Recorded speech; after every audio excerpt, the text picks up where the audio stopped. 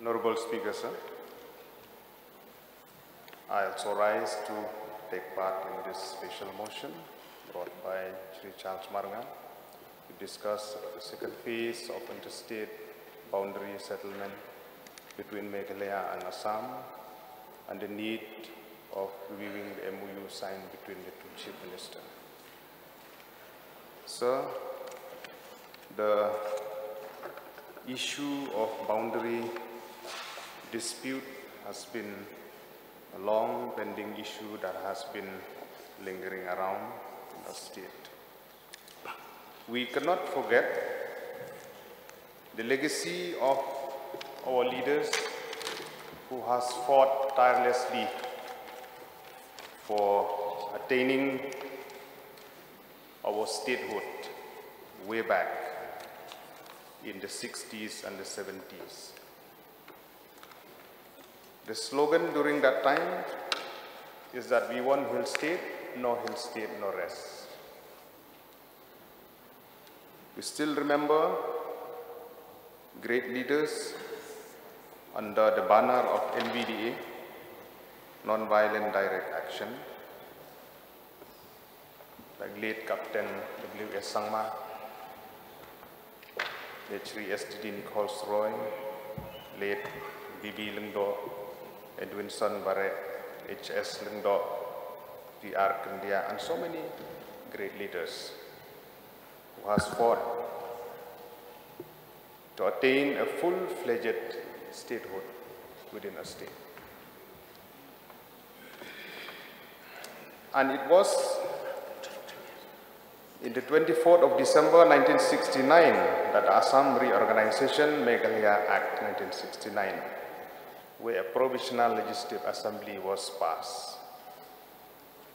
It is like a Christmas gift in that year. And the inauguration for the autonomous state was on the 2nd April 1970. And the full-fledged state was announced on 10 November 1970, and the inauguration for full-fledged statehood on 21st January 1972. That is the turning point, and as I have said in my opening remark, we cannot forget the legacy of these great leaders who has fought for our state. But still, this issue is still there till now. Consecutive governments have tried their level best. But I want to place on record that it is only this government in MDA 1 that has taken a serious steps to try and resolve this issue. So this issue is not an easy task for any government, but step has been taken. Drastic step has been taken. Regional committee has been formed under the chairmanship of the cabinet minister of different regional committee that we have. But still, claim and counterclaim between the two states, it is there. As per the survey map of 1872, 1929, and the notification of 1878, 1925, that is the stand of the government of Meghalaya. And the government of Assam, it stands as per the Chandrachud Committee. It was with regard to the issue of settle in the first phase, where 6 areas of difference has been discussed. And different regional committee has submitted their recommendation that have been duly considered by the state government. I'm not saying that it has fulfilled 100 out of 100. Statement has been made in the past on the floor of the House, be it the give and take policy, whether we are gaining some, we are losing some. But the principal stand is that we should we should not lose a single inch. That is a principal stand. But in due course of discussion and deliberation,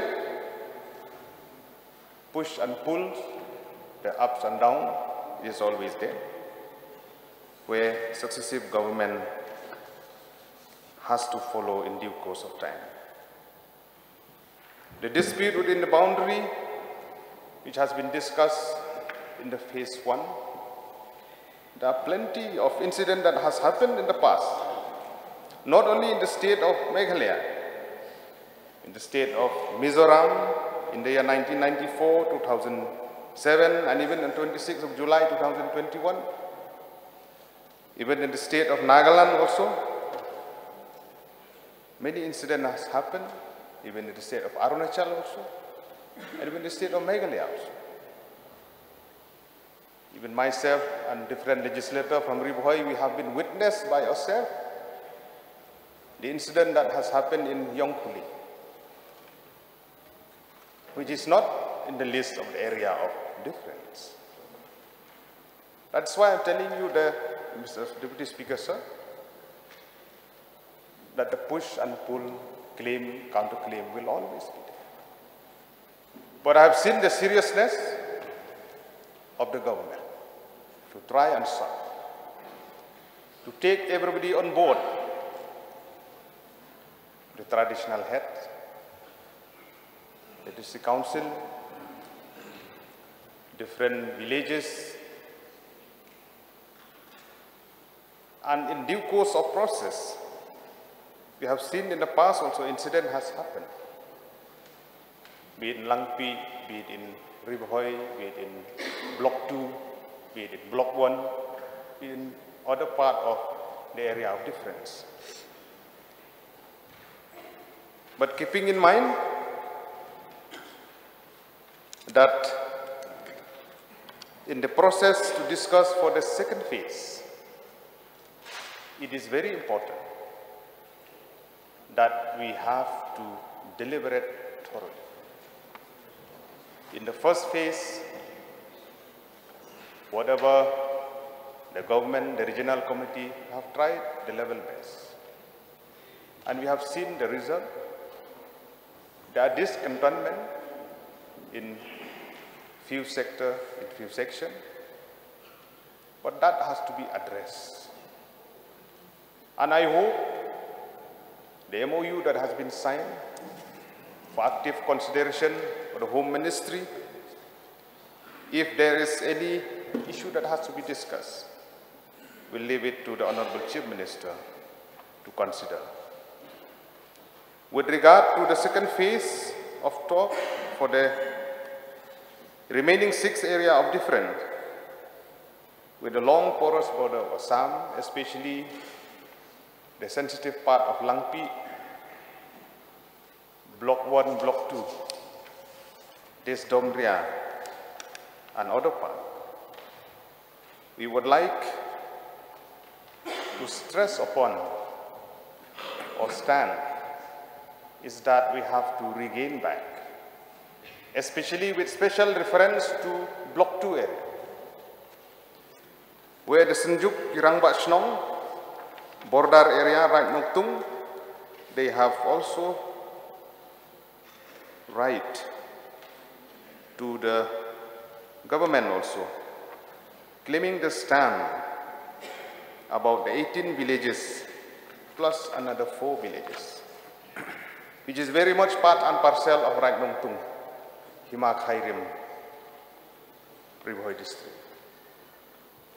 In the letter also they have stated very clearly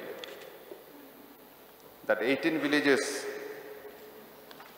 that has to be included, including the another 4 under Meghalaya, where these villages has to be retransferred to Meghalaya as per that notification number TADR 3150-149 dated 13 April 1951, where they were in the elsewhile Jingkylla Hills, where they have been transferred to Mikir Hills. Now talk has to be there to retransfer and to do away with this notification so that our people who reside there, they can be included within our state. Keeping in mind different parameters that are there, those 5 parameters, we have to see each and every village, keeping in mind the settlement who are there also. I have the list of these villages of this Block 2 village, where we can see the number of population. For example, Madan Umwang, indigenous tribe are 721, and non-indigenous tribe are 1400. Umlaper, indigenous tribe are 325, non-indigenous people are 3020, and so on.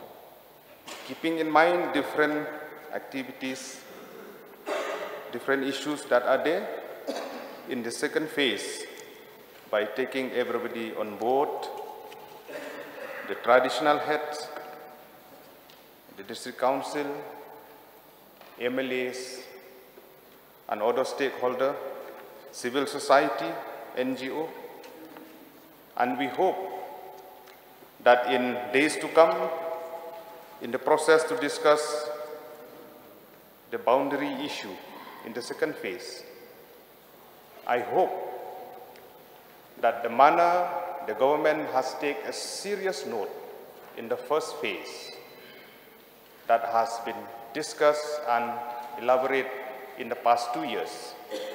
The seriousness that are there, we hope that under the leadership of Honorable Chief Minister or the Cabinet Minister, concerned legislator, that the second phase of talk will be there by taking everybody on board, and we hope to see that this problem, which has been lingering for so long,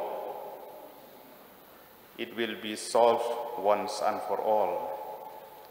Keeping in mind and sincere request to each and every stakeholder also, civil society, the public at large, to work together, keeping aside political affiliation, keeping aside politics.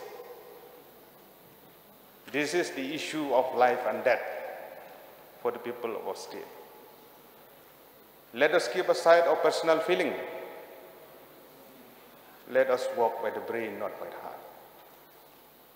And we would like to see in days to come, the House, we will be unanimous, as we have passed the resolution for attaining ILP on the 19th of December 2019, as we have passed the resolution for the inclusion of Khasi language and Garo language in the 8th schedule on 27 November 2018, the same spirit has to be there to work together, all the 60 legislators, all the stakeholders, so that we can carry on the legacy, the name and fame of our great leaders who have led us from the front.